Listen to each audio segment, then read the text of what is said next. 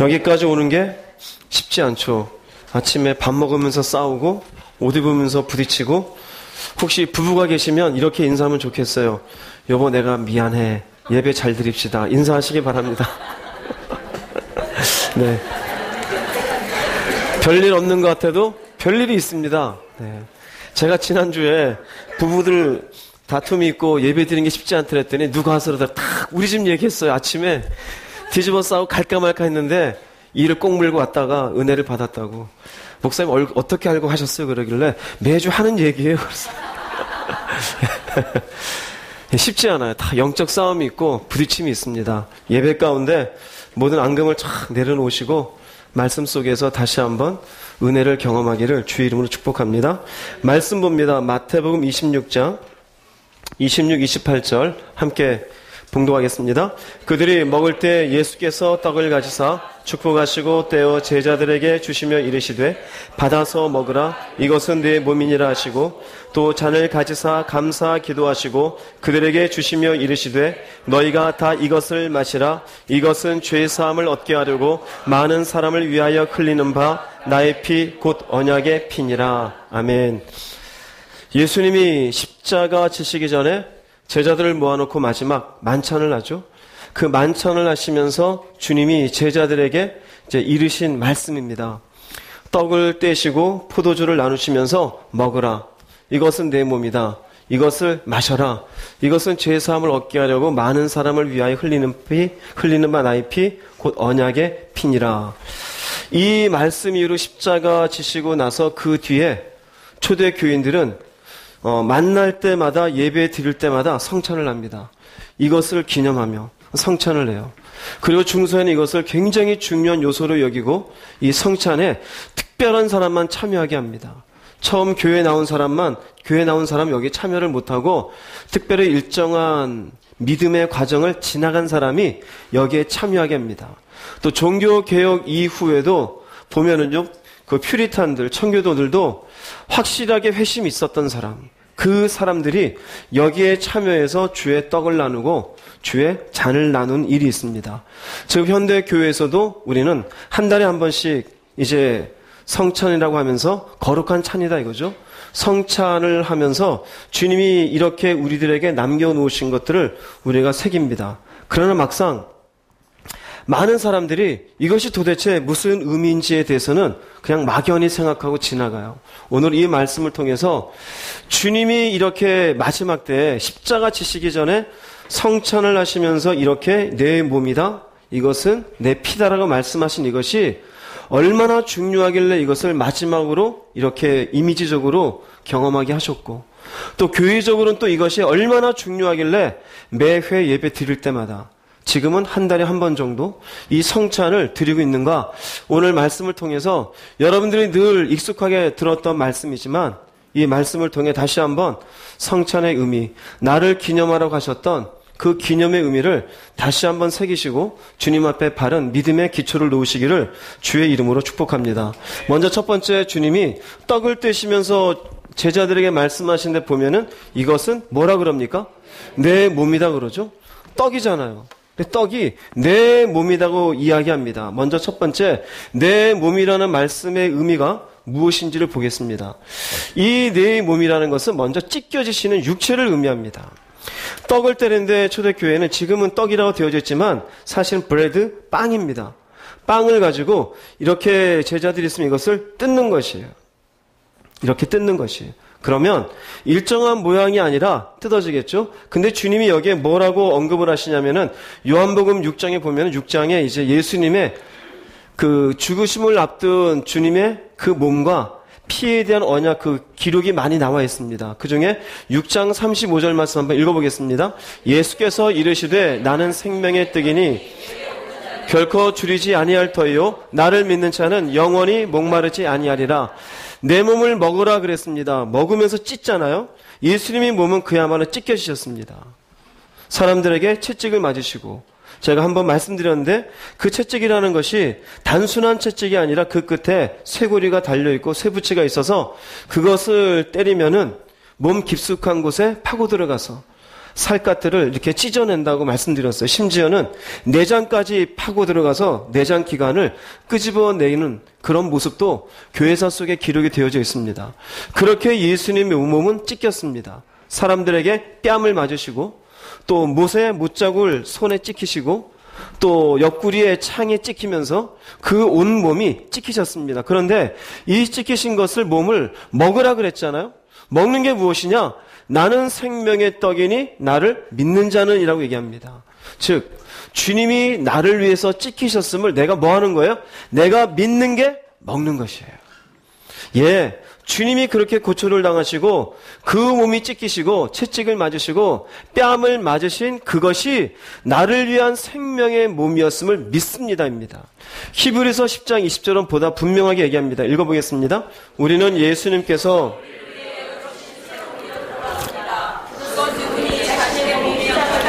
생명의 길로 열어놓으신 것입니다. 여기에 자신의 몸인 휘장이라 그러잖아요. 이 의미가 무엇이냐면요, 지난번에 말씀드렸어요. 구약의 성막을 만들면 뜰이 있고 성소가 있고 지성소가 있어요. 지성소에는 하나님이 임재하시는 곳이고 성소에는 향을 피우고 불을 피우고 떡상이 있다고 했습니다. 그런데 성소와 지성소 사이에 뭐가 있어요?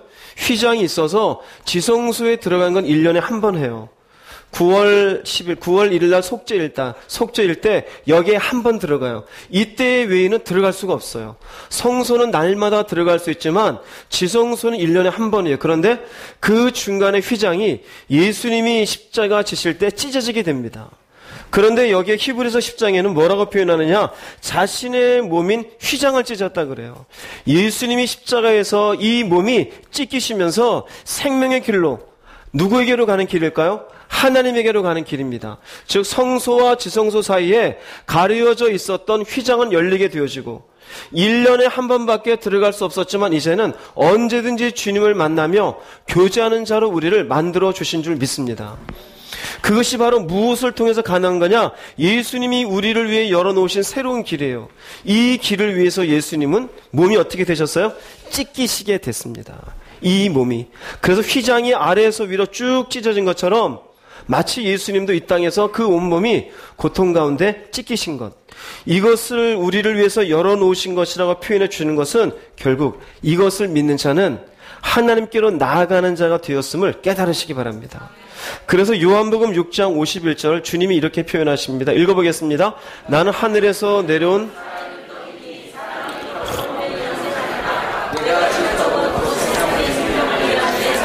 네, 나는 하늘에서 내려온 살아있는 떡이래요.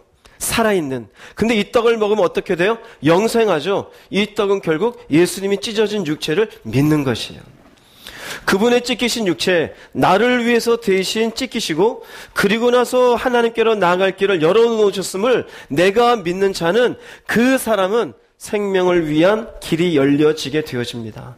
그래서 예수님께서 떡을 떼시며 이것은 너희를 위한 내 몸이라 그러는 것은 너는 이것을 믿으라는 것이에요. 여러분이 주님이 나를 위해서 십자가에서 모든 몸의 고초를 다 당하시고 그 육체가 깨어지도록 우리를 위해 생명의 길을 열어놓으셨음을 믿으시기를 바랍니다. 이것이 성취 안에 먹으라라고 하는, 그리고 내 몸이라고 말씀하시는 의미가 되어집니다. 그리고 이 몸이라라고 하시는 첫 번째는 찢겨지는 육체이잖아요. 떡이고 몸이에요. 두 번째 의미는 이 육체는 말씀을 의미합니다. 신명기서 8장 3절 먼저 읽어보겠습니다. 너를 낮추시며 너를 줄이게 하시며 또 너를 떡으로만 사는 것이 아니요 여호와의 입에서 나오는 모든 말씀으로 사는 줄을 네가 알게 하려 하심이니라. 주님이 내 몸이다 하면서 떡을 떼어 주셔요.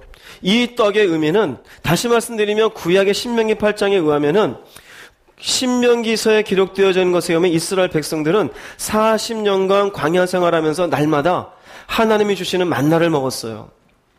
그 만나의 의미를 주님께서 무엇과 비유하면서 말씀하셨냐면은 이것을 먹이셨던 것은 사람이 떡으로만 사는 것이 아니고 여호와의 입에서 나는 모든 무엇으로 사는 줄? 말씀으로 사는 것이에요. 만나를 주면서 이스라엘 백성들에게는 너희들은 말씀으로 사는 것을 기억하라입니다. 이 신명기 8장 3절의 말씀은 예수님께서도 인용을 하십니다.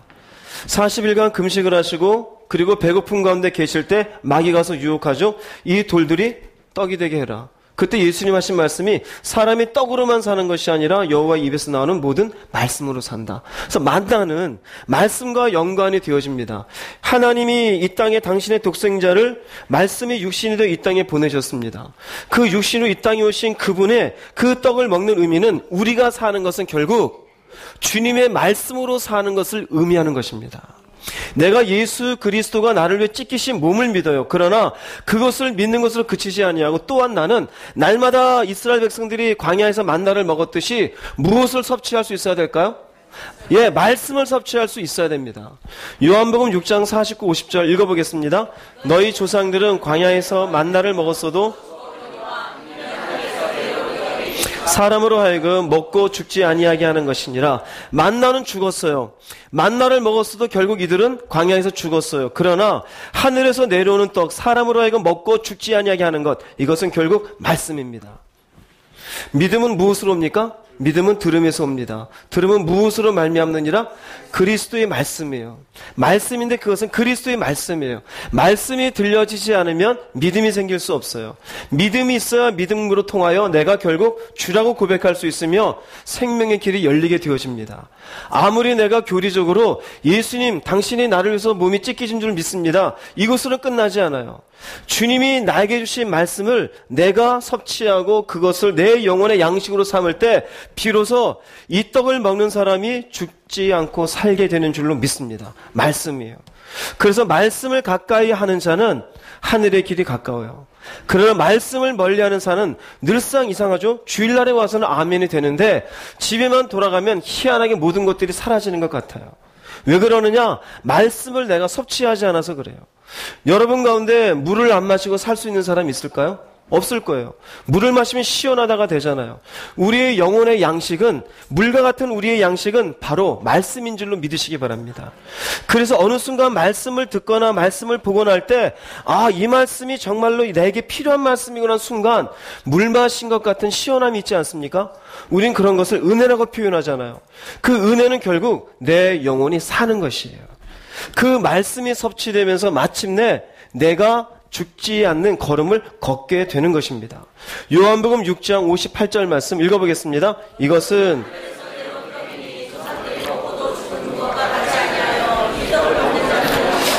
네, 만나고 연결되죠. 하늘에서 내려온 떡에 조상들은 만나를 먹고 죽었어요. 그런데 지금 너희들이 주는 이 말씀을 먹는 자는 어떻게 되리라? 영원히 살리라. 오직 우리를 살게 하는 영혼과 관련되어진 이 땅에서의 우리의 믿음의 기초는 말씀인 줄로 믿습니다. 어떤 사람들은 기적을 따라가요. 병 고친 사람, 아니면 귀신 쫓은 것, 은사, 예언한 것, 환상, 아니에요. 주님은 그것을 강조하지 않았어요. 단지 그들에게 말씀 가운데 올 수 있도록 하나의 계기를 삼아 주었을 뿐이에요. 우리는 어디를 기초로 갈 수 있어야 되느냐? 말씀입니다. 오직 말씀 위에 있고 말씀을 우리가 믿으며 말씀을 섭취해 나갈 때 비로소 우리가 주님의 떡을 먹는 것이고 그 떡을 먹는 자가 살게 되는 줄 깨달으시기 바랍니다. 그래서 주님이 당신의 떡을 내어주시는 것은 당신 스스로가 말씀이에요. 말씀이 육신되어 이 땅에 오셨어요. 그리고 이 땅에 오신 그분에 의하면은 요한복음 1장에는 모든 만물이 그 말씀으로 지어졌는데 이분이 아니고는 하나라도 만물에 지어진 것이 있다 없다? 없어요. 그래서 여러분들을 말씀을 날마다 조금씩이라도 섭취할 수 있기를 바랍니다. 들어도 좋고 읽어도 좋아요. 여러분들은 요새는 어플이 있잖아요. 전부 다. 여기에 바쁘면은 가면서도 한 절이라도 보세요. 전철 속에서라도 뭔가 한 절을 읽으시고 10분이라도 생각을 하세요. 내가 아침을 먹고 배부른 것처럼 나도 이 떡을 먹어 내가 살 수가 있지. 그러고서 말씀을 하루에 조금씩이라도 묵상을 하시고 섭취할 수 있기를 바랍니다. 그러면 그것이 여러분들에게 뭔가 조금씩 내면적으로 건강케 되어지는 것을 경험하게 될 줄로 믿습니다. 그래서 주님이 떡을 떼시며 먹으라고 하는 것은 결국 또한 말씀을 먹으라는 의미가 있는 것이에요. 말씀을 게을리하지 마시고 가까이 하기를 주의 이름으로 축복합니다. 이것이 떡을 떼어주는 첫 번째 의미입니다. 찢겨지시는 육체를 믿는 것. 그리고 주님이 주신 말씀을 우리가 섭취하는 것. 두 번째, 이것을 마시라. 포도주 잔을 이제 제자들에게 주게 됩니다. 마태복음 26장 27, 28절 읽어보겠습니다. 또 잔을 가지사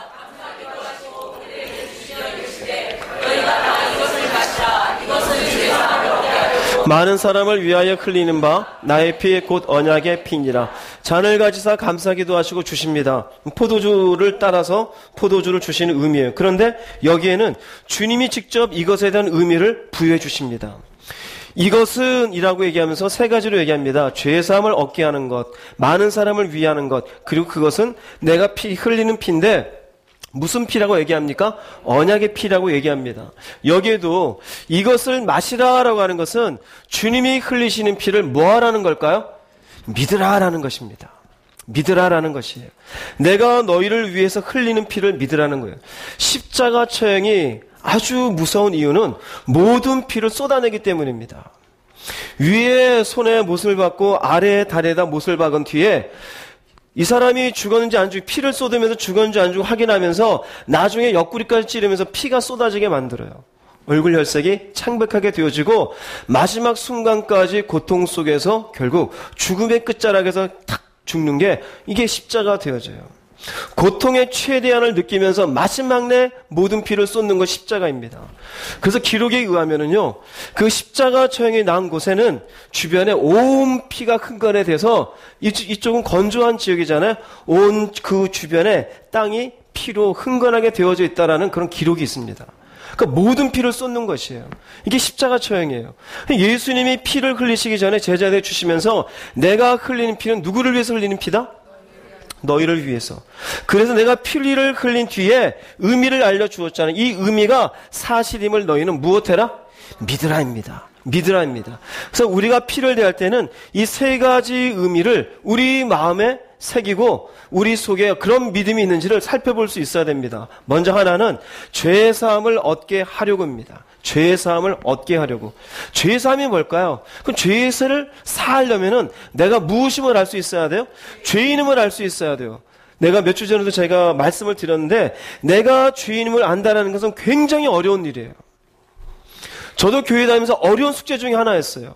왜 내가 구원이 필요할까? 왜 내가 죄인일까? 그런데 죄송하지만 인간 스스로가 내가 죄인임을 깨닫는 건 불가능에 가깝습니다. 여기에는 하나님의 은혜가 필요합니다. 지난주에 하나님을 만난 사람에서 말씀드렸잖아요. 하나님을 만난 사람의 첫 번째 고백이 무엇이었습니까? 나는 죄인입니다. 그것은 하나님의 감동으로 되어져요. 그 감동하심이 있기 위해서 하나님이 계시는 장소에 하나님의 말씀을 들으면 어느 순간 누가 와서 일하신다 했습니까? 성령님이 일하셔요. 마찬가지입니다. 여러분이 아직은 내가 죄인임을 모르는 분이 계시다면은 이 거룩한 장소에 여러분 꾸준히 나와볼 수 있기를 바랍니다. 나와 관계없는 말씀인 것 같은데 어느 순간 죄인임을 성령께서 감동을 주셔요. 어느 순간 말씀이 내 안에 오게 되어져요. 내가 철저하게 죄인이구나. 이 죄인됨에 대한 깨달음이 성령이 우리들에게 있게 되어질 때 비로소 내 속에서 예, 내가 죄인입니다. 이 죄를 어떻게 하면 좋겠습니까? 라고 할 때 발견되는 것이 바로 예수님의 십자가가 되어집니다. 여러분 속에 예, 나는 죄인입니다라는 이 고백이 있기를 주의 이름으로 축복합니다. 이건 복이에요. 내가 죄인임을 깨닫지 못하는 사람은 참 아직 안 된 분들이에요. 그러나 실망하지 마십시오.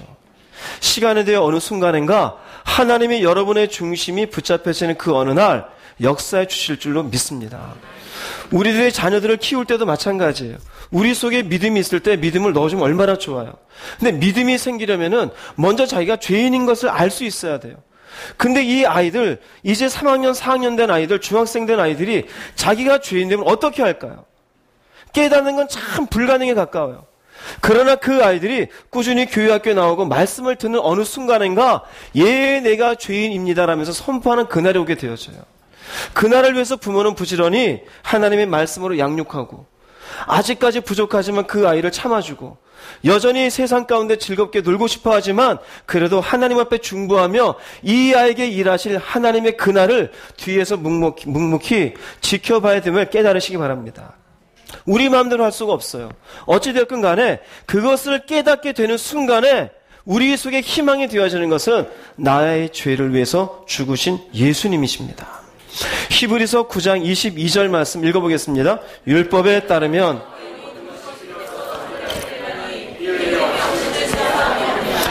구약의 제사가 왜 있게 되느냐? 조금 더 올라가면 구약의 제사의 원형은 바로 아담의 범죄입니다. 아담과 하와가 선악과를 먹고 난 뒤에 그들이 벌거벗었음을 부끄러워해서 나뭇잎으로 가리고 숨어 있었어요.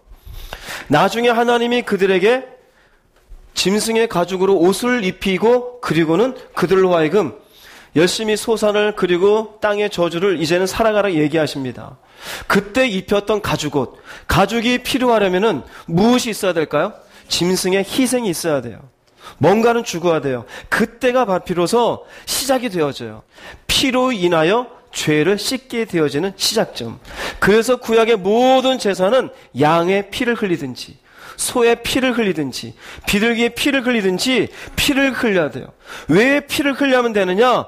내가 죄 지은 것은 죄의 싹은 사망이에요. 그 사망으로 죽여야 되는데 하나님이 불쌍히 여기서 대신 다른 것을 피를 흘리게 하는 것이에요. 이에 대해서 무슨 말인지, 그래서 구약에서도 죄 지은 사람은 양을 데리고 그냥 제사장 주는 게 아니라 양의 머리에 손을 얹어요. 그리고는 그 모든 것들의 속의 내장을 다 끄집어내는 건 자기가 다 끄집어내요. 불에 태우는 것만을 제사장이 합니다. 왜 그렇게 하느냐? 내가 대신 죽어야 되는데 내 속까지 다 깨끗게 되기를 원합니다. 그래서 그 제사장 앞에 이걸 드리면 비로소 제사장 그것을 태우는 거예요. 제사장이 여러분 백정이 아닙니다. 어떤 분은 그래요. 그 많은 양을 어떻게 다 잡았을까요? 어떤 청년이 저한테 와서 질문한 적이 있어요. 우리가 보통 생각하는 백정이 있잖아요. 등치가 좋고 칼날이 선거가지고 막 이러다 죽이는 것. 백성이 하루에 100명만 와도 하루에 100마리를 잡아야 되잖아요. 얼마나 바쁘겠어요. 그 피투성이겠죠. 그렇지가 않아요. 죄 지은 자가 스스로가 잡는 것이에요. 자기가 직접 배를 따고 속을 끄집어내고 제사장에는 내가 이렇게 죄 지었어요 하는 거예요. 왜 그렇게 할까요? 내가 대신 죽었어야 되는데, 얘가 이렇게 죽는 것만큼 내가 죽었어야 되는데 하나님이 대신 죄를 사할 수 있는 방법을 알려주신 것이에요. 이것은 하나님이 우리를 향한 용서이고 사랑인 줄 깨닫기 바랍니다. 그래서 우리의 죄는 어떠한 죄든지 간에 피 흘림이 있어야 죄를 사할 수가 있어요. 그런데 요한복음 1장 29절 읽어보겠습니다.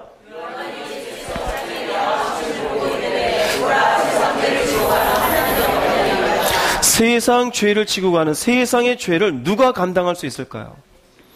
누가 감당할 수 있을까요? 인간이 세상에 있는 어떤 무슨 죄라도 내가 대신 죽어줄 거예요. 그게 진짜 선한 죽음이 될까요? 인간도 여전히 죄 가운데 있는 인간입니다. 하나님께 그 죄사함을 위해서 양을 드릴 때 흠이 있는 거 드립니까? 깨끗한 거 드립니까? 깨끗한 걸 드려요. 인간은 모두가 흠이 있는 존재예요. 죄 가운데 태어났어요. 그래서 인간은 인간을 위해서 대신 죽어줄 수가 없어요. 그래서 하나님이 당신의 독생자를 이 땅에 보내신 그분이 누구냐? 바로 예수님이셔요. 그래서 세례 요한이 예수님을 표현하기를 세상 죄를 지고 가는 하나님의 어린 양이로다. 우리가 짊어지고 가야 되는 죄를 예수님이 짊어지시며 왜 양이라고 표현하느냐? 대신 그 죄를 위해 피를 흘려주실 것이기 때문에. 그래서 예수님이 이 땅에 오셔서 자신의 피 흘리심은 바로 우리의 죄를 사하기 위해서 흘리신 피인 줄 깨닫기 바랍니다. 에베소서 1장 7절 말씀 읽어보겠습니다. 우리는 그리스도 안에서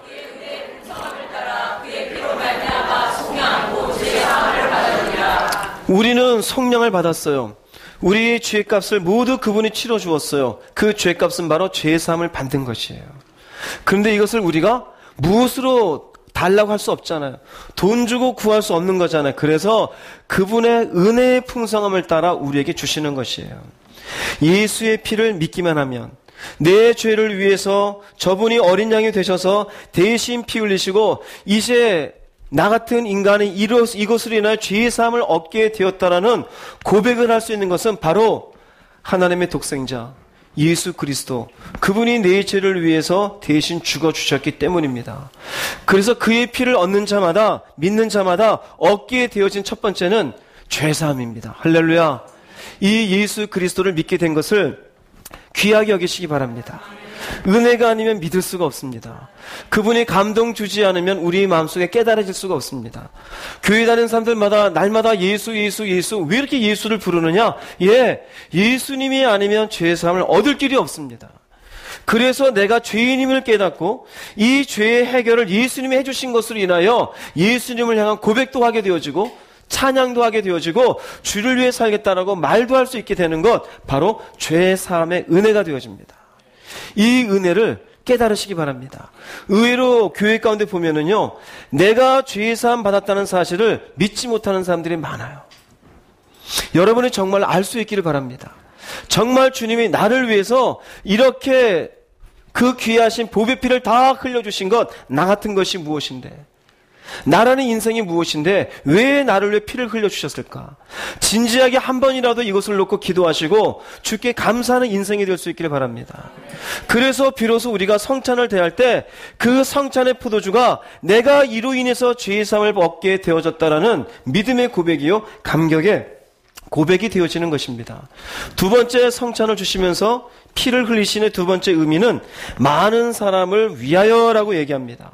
마태복음 20장 28절 읽어보겠습니다. 인자가 온 것은 도리어 섬기려 하고 자기 목숨을 많은 사람의, 간혹 우리가, 저도 그랬던 것 같아요. 믿음이 있기 전에 교회 다니는 분들 막 열정적으로 교회 생활하시고 뭐 하나님, 예수님 이렇게 하는 분들 보면은 특정한 소수를 위해서 하나님이 그들과 함께 지내는 것 같아요. 뭔가. 그래서 뭐 하나님의 뭐 어쩌고 저쩌고 은혜가 어쩌고 저쩌고 뭐 할 때마다 그런가 보다, 뭐 지들끼리 잘났나 보지, 별로 와닿지가 않았어요. 그런데 나중에 은혜를 받고 하나님 앞에 와보니 그분의 십자가의 은혜는 특정한 소수를 위한 것이 아니에요. 그분의 십자가의 은혜는 인류 모든 사람을 위한 것임을 깨달으시기 바랍니다.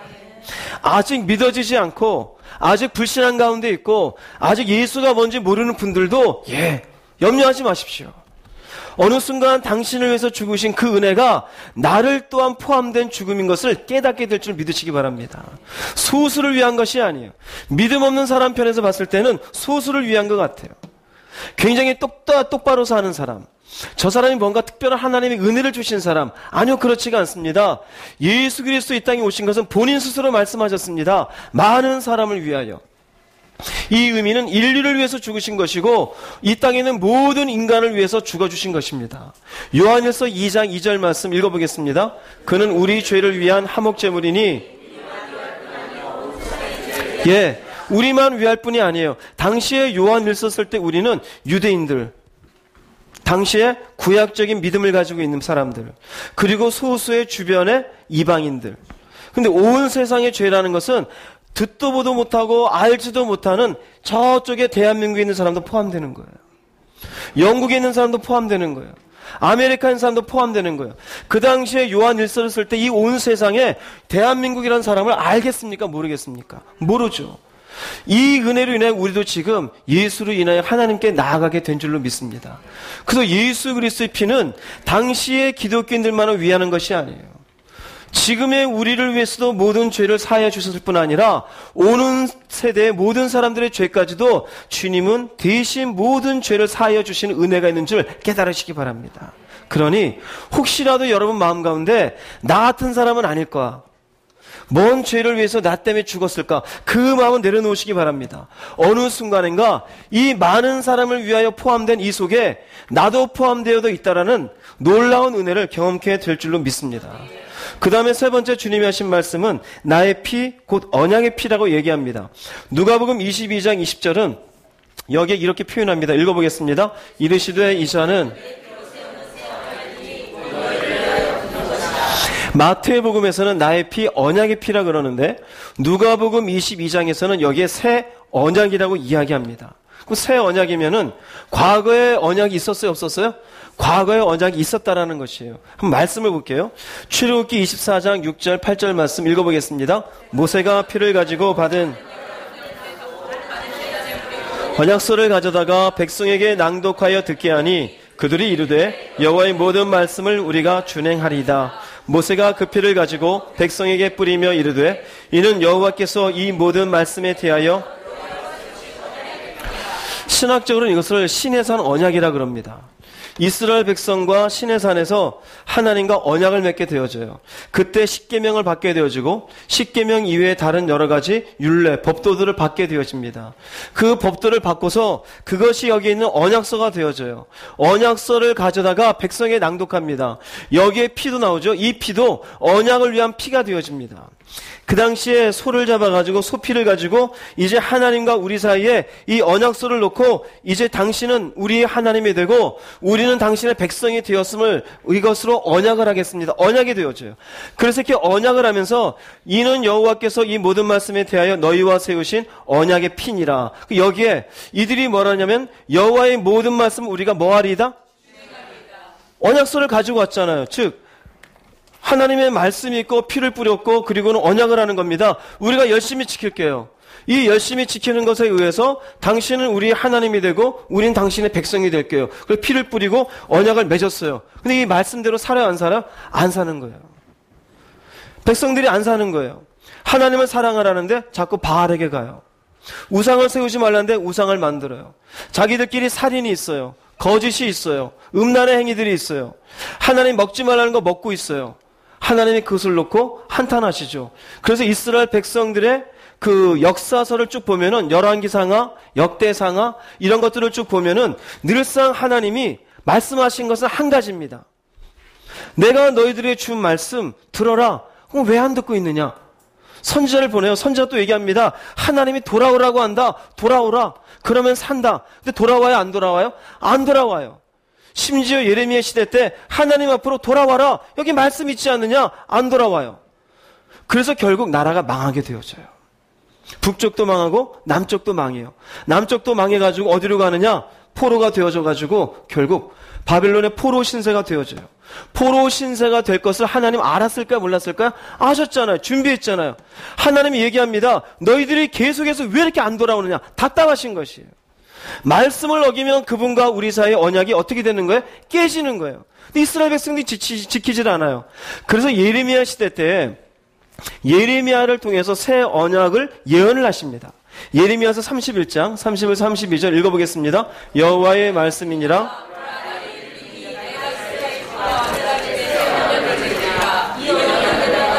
조상들의 손을 잡고 애굽 땅에서 인도하여 내던 날에 맺은 것과 같지 아니할 것은 내가 그들의 남편이 되었어도 그들이 내 언약을 깨뜨렸습니다. 여호와의 말씀이니라.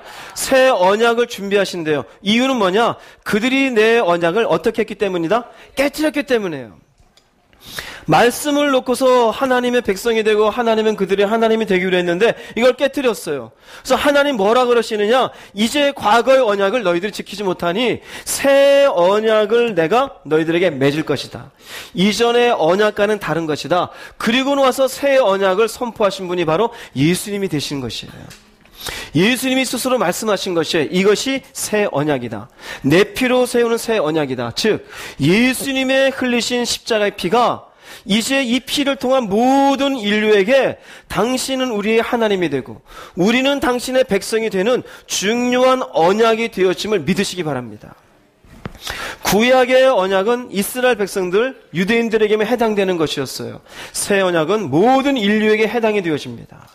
이제는 예수의 피를 의지해 나가는 자에게 새로운 언약, 그래 이제 네가 유대인이 아니어도 한국 사람이어도 아프리카 사람이어도 아메리카 사람이어도 이제 너는 내 자녀요 내 백성으로 맺겠다. 이것이 새 언약이 되어집니다. 히브리서 9장 15절 말씀 읽어보겠습니다. 그는 새 언약의 중보자시니 주구사 부르심을 입은 자로 하여금 영원한 기업의 약속을 얻게 하려 하심이라. 예수님은 새 언약의 중보자이셔요. 우리 죄를 속량하시려고 마침내 부르심을 입은 자로 하여금 영원한 기업의 약속을 얻게 하려 하심이라. 여기 보면은 죄가 어디엔 죄냐? 첫 언약 때의 죄예요. 하나님이 주신 말씀을 어기는 것에 대한 죄예요. 그 말씀을 인간이 지키지 못하는 것을 봅니다. 그 말씀대로 살지 못하는 것으로 인하여 예수님이 그 모든 죄를 위해서 대신 죽으시고 그리고 새로운 언약으로 인류가 살 길을 제시해 주어요. 이것이 바로 예수 그리스도의 십자가가 되어지고 예수님이 성찬을 하시면서 이 피를 마시라. 이 피는 바로 너희를 위한 죄사함을 위한 것이고 모든 인류를 위한 것이고 새로운 언약이 된다라고 말씀하십니다. 여러분과 하나님 사이에 이 피로 인하여 새로운 언약을 맺은 존재가 되었음을 믿으시기 바랍니다. 마침내 이 피로 인해서 우리가 그러면 어떤 사람이 되어지느냐? 지향하는 점이 있습니다. 예수님이 성찬을 쭉 하시고 그리고 그들에게 먹으라 그러고 마시라 그러고 그리고 나서 하시는 말씀이 무엇이냐? 마태복음 26장 29절 말씀 읽어보겠습니다. 너희에게 이르노니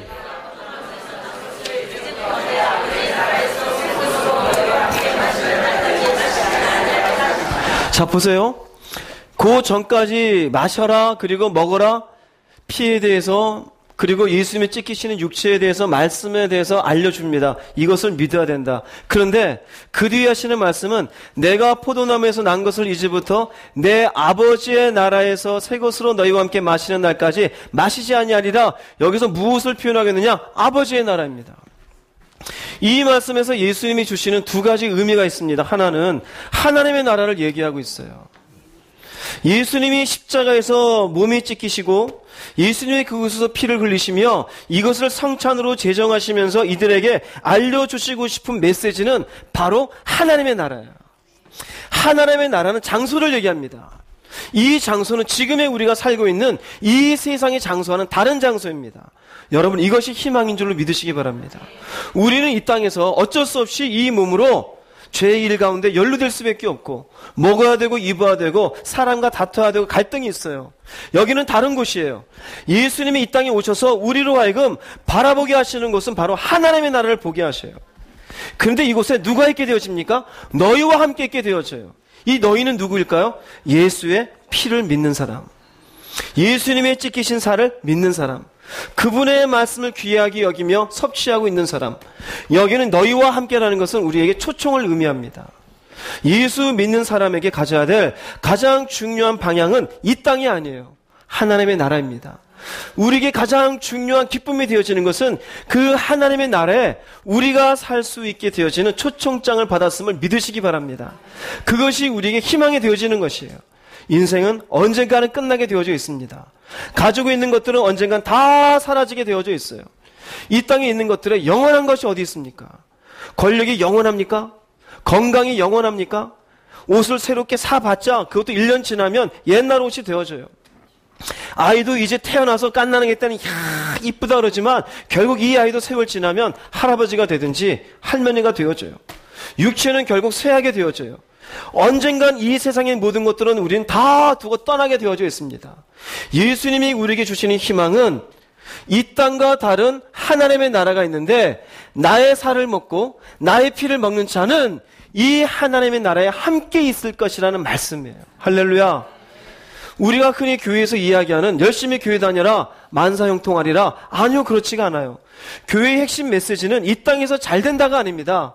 예수 믿고 너는 하나님의 나라에 가는 자가 되라는 것이에요. 여러분의 마음의 소망이 하나님의 나라에 있기를 바랍니다. 주일날 교회에 나오고 주님 앞에 예비하면서 그 마음속에 잊어지면 안 되는 것, 나는 이 땅에서 쇠하고 죽을지라도 언젠가는 주님의 나라에서 나도 그분과 함께 먹고 마시는 날이 오리라. 할렐루야. 그날을 바라보고 사는 것이에요. 성찬의 뒷부분에 주님이 하시는 말씀이에요. 아버지의 나라에서 새 것으로 너희와 함께 마시는 날까지 이 날을 꼭 믿을 수 있기를 바랍니다. 하나님의 나라를 그런데 많은 사람들이 잊어버리고 살아요. 특별히 교회 다니는 사람들 가운데 오늘 죽어도 천국에 갈 자신이 있습니까? 글쎄요. 그런 말은 뭐하랍니까? 그래요. 근데 희한하죠? 여러분 마태, 마가, 누가, 요한복음 보면은 예수님이 하신 말씀들 한번 생각해 보세요. 예수님이 마태복음 3장에서 처음으로 사람들에게 이렇게 선포할 때 그 말씀을 뭐라고 하느냐? 예수님이 회개하라, 천국이 가까이 왔느니라. 하나님의 나라예요. 대중들을 모아놓고 처음으로 설교하시는 것은 마태복음 5장이에요. 첫 설교가 심령이 가난한 자는 복이 있나니 무엇이 적일 것입니다? 천국이 뭘까요? 하나님의 나라예요. 우리가 알고 있는 산상수훈의 마태복음 7장에 가게 되어지면은 그 마지막 부유쯤에 주여 주여 하는 자마다 다 하나님의 나라에 들어갈 것이 아니니라 그래요. 즉 산상수훈의 마지막 즈음에도 예수님의 포인트는 하나님의 나라에 들어가는 사람과 하나님 나라에 못 들어가는 사람을 나누고 계시는 것이에요. 주님이 하신 비유들 가운데도 보면은 너희에게 겨자씨 만한 믿음이 있어도 이 땅이 옮겨서 이 산이 옮겨 저 바다에 던지라 될 것이다. 그 겨자를 비유하시면서 천국은 이와 같으니 밀가루 반죽에 겨자씨를 넣은 것 같은 믿음만 있으면 천국 갈 수 있다. 이거 하나님 말씀, 주님 말씀이에요. 또 천국을 비유하시면서 밭에서 감추인 보화를 발견한 사람과 같아. 또 천국의 말씀을 하면서 열처녀 얘기를 하시고 달란트 얘기를 하시고 양과 염소로 나누는 얘기를 하셔요. 그러면서 마지막에는 심판을 얘기하셔요. 이 전부는 무엇과 관련되어 있습니까? 하나님의 나라와 관련되어 있어요. 그 하나님의 나라를 주님이 이렇게 선포하시고 말씀하시는데 희한하죠? 그 하나님을 믿는다는 오늘날의 기독교인들은 하나님의 나라를 바라보고 있지를 않아요. 땅의 나라만 바라보고 있어요.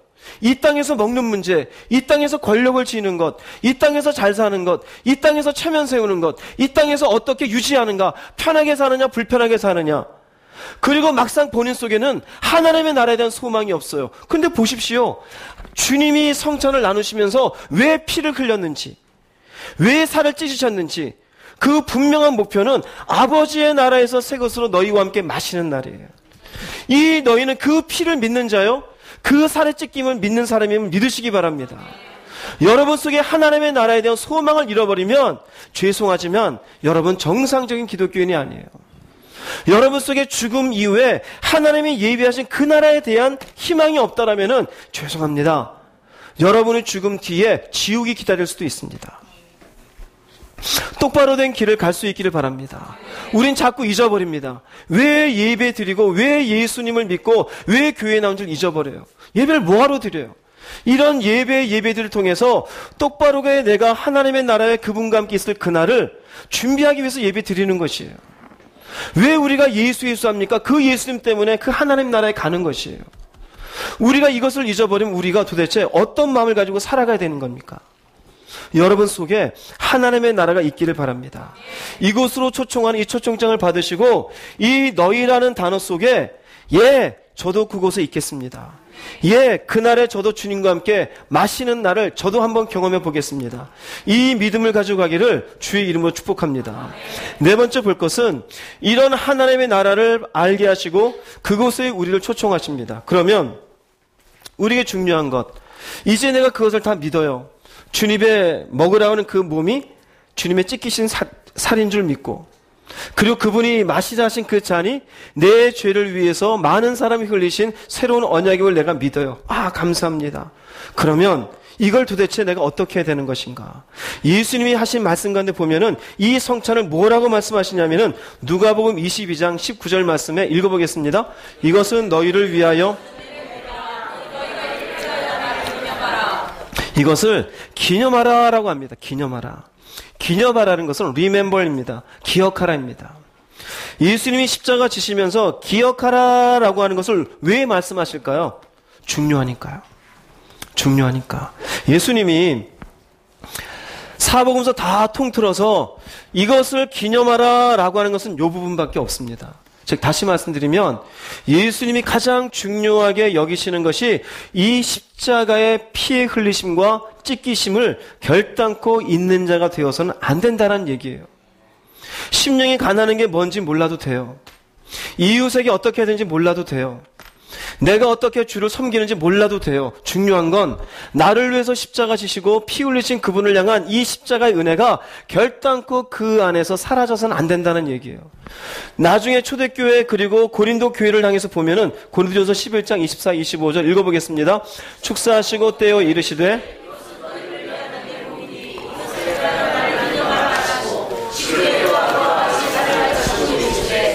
이 잔은 내 피로 세운 새 언약이니 이것을 행하여 마실 때마다 주님이 당신을 기억하라고 말씀하신 것처럼 초대교회 사람들도 이것을 기념해요.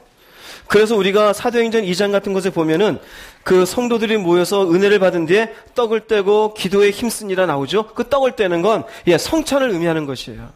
그냥 밥을 먹는 것으로 끝나지 아니하고 그들은 모일 때마다 2명이 모이고 3명이 모여도 떡을 떼면서 주님을 기념해요. 뭘 하는 걸까요? 십자가를 생각하는 것이에요. 커피를 마실 때에도 우리 잠깐 이거 떡 떼고 생각 좀 하자. 그리고는 잠시 주님의 흘리신 피를, 그분의 찢기신 몸을 둘이 같이 앉아서도 같이 하는 거예요. 초대교회는 그랬어요. 4명이 모여도 10명이 모여도 대중으로 예배를 드려도 꼭 이렇게 축사하면서 주님의 십자가를 기억하는 것이 있었어요. 왜 그럴까요?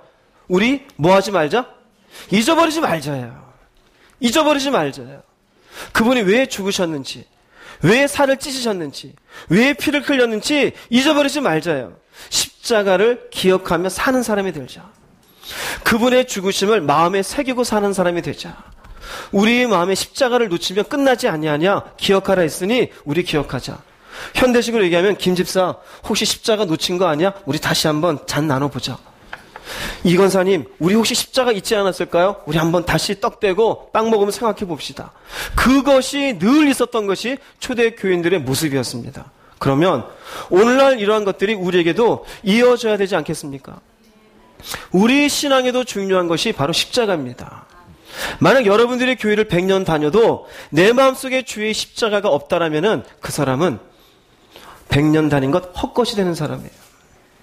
내 속에 십자가가 아무런 작용도 하지 못하고 십자가의 은혜가 나를 끌어가는 것이 아무것도 없다라면은 이 사람은 그냥 발걸음만 교회를 왔다 갔다 한 사람이 되어집니다.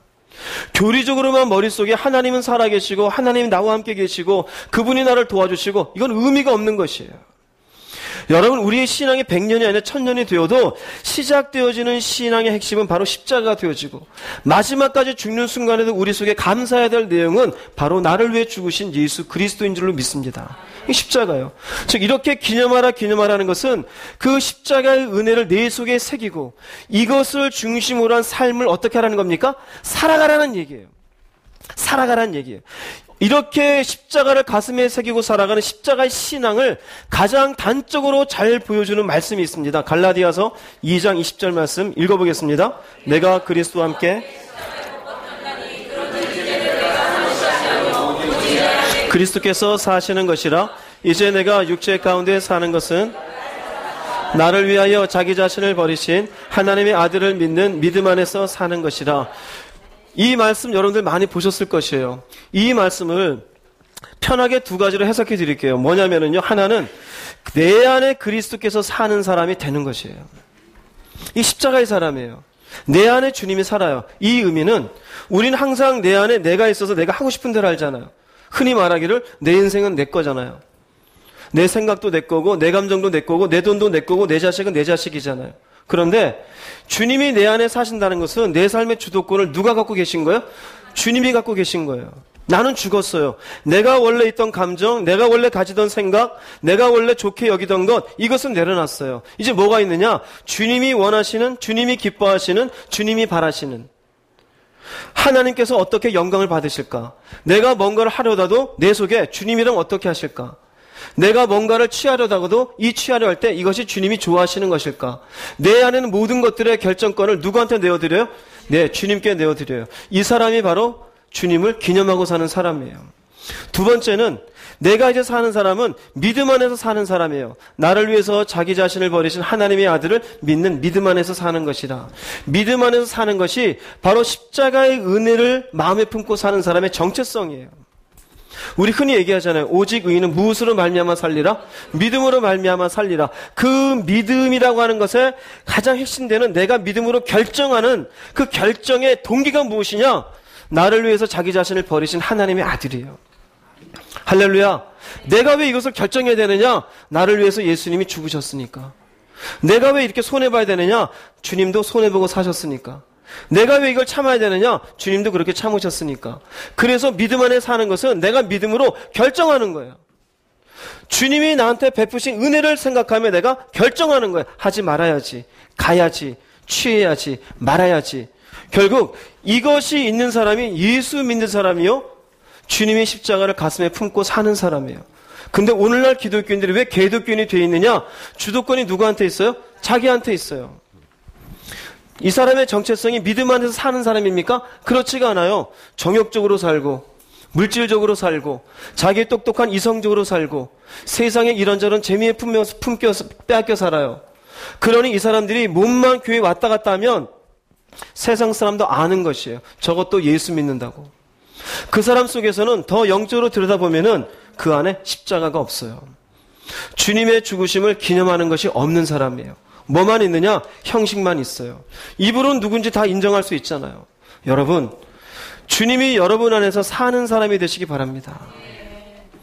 나를 위해서 죽으신 예수님을 생각하며 그분으로 인하여 여러분들이 뭔가 정체성 있는 삶의 시간들을 보낼 수 있기를 바랍니다. 내가 원하는 데가 아니에요. 물론 때로는 우리는 이렇게 산다는 건, 완벽하게 산다는 건 불가능에 가깝죠. 때로는 우리도 실수할 수 있어요. 내가 주도권을 어느 순간 쥐고서 실수할 수 있겠죠. 사람들에게 함부로 한다든지 잘못된 것들을 결정한다든지. 그럼 최소한 하나님 앞에 주여 제가 당신을 잊었음을 용서해 주시옵소서. 또 이렇게 제 감정대로 움직였음을 용서해 주시옵소서. 최소한 그런 마음 정도는 가져야 될 줄 깨달으시기 바랍니다. 100%는 안 되더라도. 그런데 우리는 뭐라고 삽니까? 교회 다니면서도 내 인생 내 거잖아. 내 마음대로 사는데 누가 뭐라 그래. 네가 왜 나한테 왜 간섭이야. 아니요. 하나님께 간섭받는 게 아니라 그분이 나를 위해서 죽어주셨기 때문에 내가 내어드리는 것이에요. 여러분들이 내어드릴 수 있기를 바랍니다. 그래서 고집이 세면은 하나님 앞에 올바른 믿음의 삶을 살 수가 없어요. 자기의 자존심만 붙잡고 있으면은 자기의 정체성을 잃을 수밖에 없어요. 돈에만 붙잡혀 있고 자식에게 붙잡혀 있고 세상에 붙잡혀 있으면 결국 예수 믿는 사람인지 그저 그냥 교회만 왔다 갔다 하는 사람인지 깨닫지 못하게 되어져요. 여러분 속에 십자가를 품는 은혜가 있기를 바랍니다. 돈이 나를 끌어가지 않고 사람에 끌려다니지 않고 주님에 의해서 끌려가는 인생 되기를 주의 이름으로 축복합니다. 이러기 위해서 나를 기념하라고 얘기하시는 것이에요. 그 다음에 갈라디아서 5장 24절 말씀 읽어보겠습니다. 그리스도 예수의 내 안에 그리스도가 사는 사람, 주도권을 주님이 가지고 계시고 정체성이 이제 믿음 안에서 사는 사람, 구체적으로 어떻게 하는 것이냐? 여기 구체적인 내용이 나와요. 정욕과 탐심은 십자가에 못 박는 겁니다. 영어로 좀 읽어드리면 Those who belong to Christ Jesus, 그리스도 예수에게 속해 있는 사람들 have crucified, 이거 못 박았다입니다. 뭘 못 박았느냐? The sinful nature, 죄성입니다. 죄된 본성을 못 박았습니다. 무엇과 함께? Its passions and desires입니다. 여기 it는 이 sinful nature입니다. 죄성에 의한 열망이 있어요. 열정이 있어요. 정욕, 물질, 자기 자존심, 싸우고 싶은 분노, 열정이 있어요. desires가 있어요. 죄성에 의한 소유에 대한 욕심, 살고 싶은 욕심, 편안하고 싶은 욕심, 내 거니까 내 걸 취하고 싶은 욕심, 이 욕심들, 이 열정들을 어떻게 해야 된다? 못 박아야 된다 이것이에요. 할렐루야. 교회 다니면서 왜 잘못되느냐? 이걸 못 박지를 못해요. 여전히 자기 속에 죄성이 나오는 열정이 있어요. 열망이 있어요. 세상에서는 이것을 꿈이라고 얘기해요. 그러나 영적으로 보자면 이것은 죄성에 의한 꿈들이에요.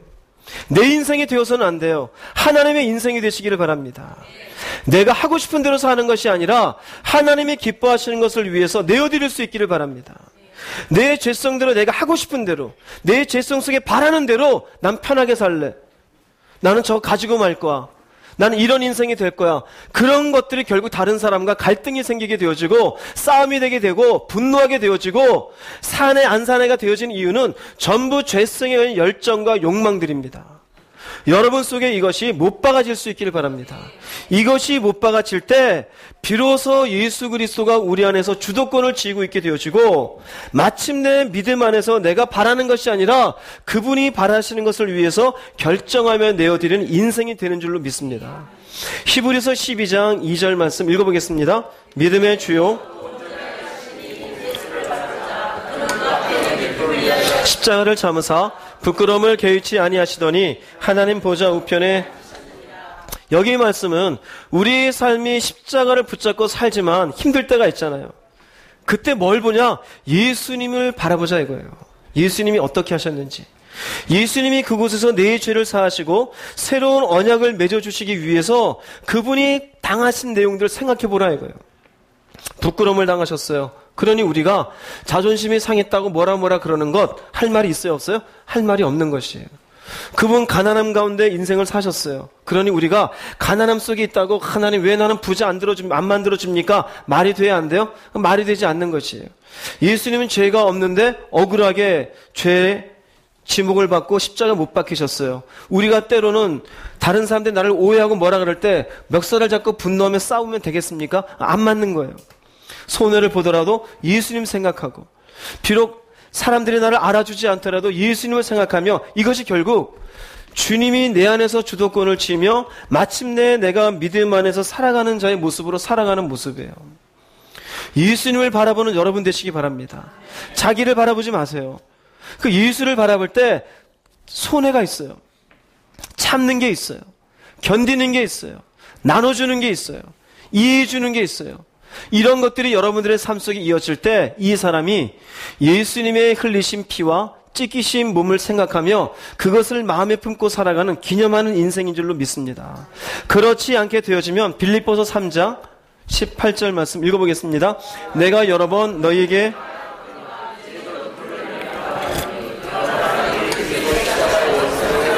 왜 그럴까요?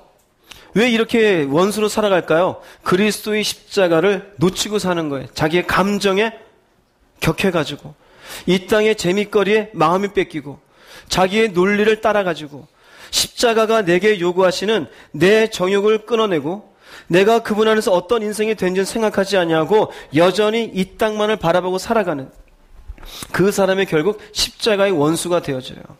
여러분들은 원수가 되지 않기를 바랍니다. 십자가를 가슴에 품고 살아갈 수 있기를 바랍니다.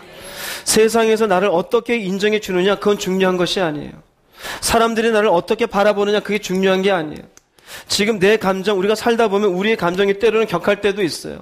슬플 때도 있어요. 아플 때도 있어요. 그러나 예수님이 그 십자가 위에서 어떠한 고초를 당하셨으며 어떠한 피를 흘리셨으며 이를 통해서 나를 위해서 하나님이 해놓으신 일이 무엇인지를 생각하며 여러분 잠재울 수 있기를 바랍니다. 침착할 수 있기를 바랍니다. 그래서 십자가의 원수가 되지 마시고 십자가를 마음에 기억하며 살아가는 하나님의 거룩한 백성이 되기를 주의 이름으로 축복합니다. 결론을 내리겠습니다. 고린도전서 11장 26절 읽겠습니다. 주의 죽으심을 그가 오실 때까지 전하는 것이라. 할렐루야. 이 떡을 먹으며 이 잔을 마실 때마다 주의 죽으심을 그가 오실 때까지, 즉 주가 오실 때까지 그의 죽으심을 우리는 뭐 하는 사람이 돼야 돼요? 기념하는 사람이 돼야 돼요. 마음에 품는 사람이 돼야 돼요. 내가 이 땅에서 날마다 사는 것이 어쩌면 길게 느껴질 수 있어요. 그러나 시간 지나고 나면 눈 깜짝할 사이에 살았구나가 될 겁니다. 오늘 우리 눈으로 본 것도 시간 지나고 나면 내일 되면 또 과거가 되어져요. 이런 과거가 지나면 인생은 끝이 납니다. 하루하루를 주님 앞에 이 떡을 먹으며 이 잔을 마시는 주님의 십자가를 가슴에 품고 살아가는 거룩한 백성들 될 수 있기를 바랍니다. 부딪히는 일들은 있을 겁니다. 때로는 마음을 아프게 하는 일들도 있을 것이며 때로는 실망스러운 일들도 있을 것입니다. 사람을 보고 사람 앞에 여러분들이 작은 자가 되지 마시고 하나님을 바라보고 하나님 앞에 큰 자들이 될 수 있기를 바랍니다. 이 땅에서의 내가 무엇을 사느냐가 중요한 것이 아니에요. 십자가가 가르치고 있는 것은 하나님의 나라입니다. 그 나라를 바라보고 가슴속에 십자가를 품고 주님 오시는 그날까지, 아니면 주님을 만나는 그날까지 십자가의 신앙의 인생에 사시기를 주님의 이름으로 축복합니다. 기도하시겠습니다. 말씀을 생각하시면서 나는 과연 주님을 기념하는 사람인가? 주님을 기억하는 사람인가? 주님의 피가, 주님의 몸이 나에게 어떠한 의미가 있는가? 그분의 말씀을 나는 날마다 섭취하고 있는 것인가? 그 신앙이 나를 견디게 만들고 이기게 만들고 참게 만드는가? 아니면 여전히 내 속에 있는 죄성의 열정과 욕망과 어떤 성품적인 악함이 나를 휘어잡고 있지 않은가? 주님 앞에 고백할 수 있기를 바랍니다. 다 함께 한번 주님 부르시고 힘차게 자신을 바라보시며 주님 앞에 통성으로 기도하겠습니다. 주여!